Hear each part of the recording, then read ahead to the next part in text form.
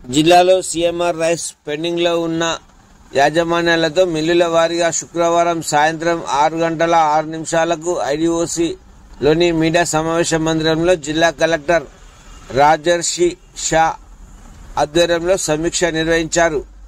ఈ సందర్భంగా జిల్లా కలెక్టర్ మాట్లాడుతూ ప్రభుత్వం నిర్దేశించిన గడువు ఫిబ్రవరి 29 వరకు అవకాశం ఇచ్చిందని, అప్పటిలోగా బియ్యము పెట్టని మిల్లుల యాజమాన్యాలపై ఆర్ఆర్ యాక్ట్ కింద స్థిర చర ఆస్తులు జప్తు చేయడమే కాకుండా క్రిమినల్ కేసులు నమోదు చేస్తామని జిల్లా కలెక్టర్ హెచ్చరించారు. నెలలు గడుస్తున్నా మిల్లర్ల అలసత్వాన్ని తీవ్రంగా పరిగణిస్తామని హెచ్చరించారు. సీఎంఆర్ కేటాయింపులపై కూలంకషంగా చర్చించారు.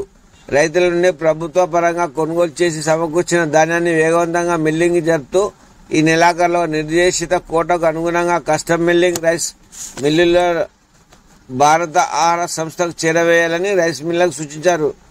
ఈ విషయంలో నిర్లక్ష్యానికి తావు కల్పిస్తూ నిబంధనలు ఉల్లంఘించే రైస్ మిల్లర్లపై క్రిమినల్ కేసులు నమోదు చేసేందుకు కూడా వెనుకాడబోమని కరాఖండ్గా తేల్చి చెప్పారు.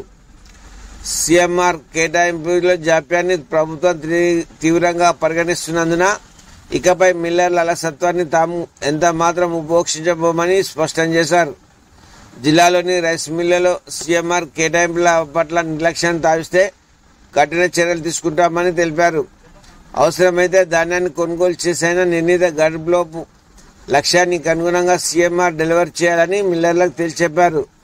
జిల్లా వ్యాప్తంగా గల అన్ని రైస్ మిల్లులు తప్పనిసరిగా పూర్తిస్థాయి సామర్థ్యానికి అనుగుణంగా కస్టమ్స్ రైస్ మిల్లింగ్ జరుపుతూ ఈ నెలాఖరులోపు ఎఫ్సీఐకి నిల్వలు చేరవేయాలని గడువు విధించారు. ఈ సమావేశంలో జిల్లా అదనపు కలెక్టర్, సివిల్ సప్లై జిల్లా manager Harikrishna, DSO Brahmarao, rice మిల్లర్లు, సంబంధిత శాఖల అధికారులు పాల్గొన్నారు.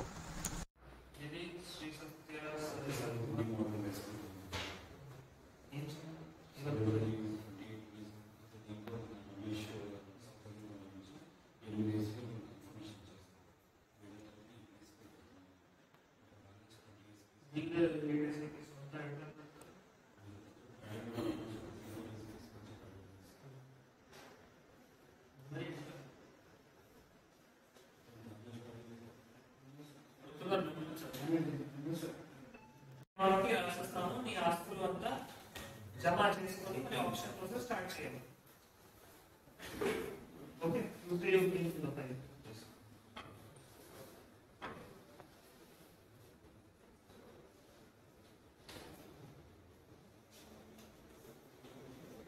పెద్ద బట్టి 1 లక్షలు ఉంటాయి. 30 మీరు స్టార్ట్ చేయండి. ఓకే, స్టార్ట్ చేయండి.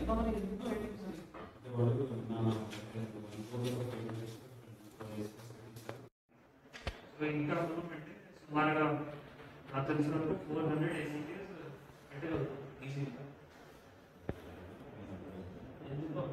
590 వరకు ఇది సీరియల్ 1, సీరియల్ 2, సీరియల్ 3 అన్ని పక్కన పెట్టేస్తాయి.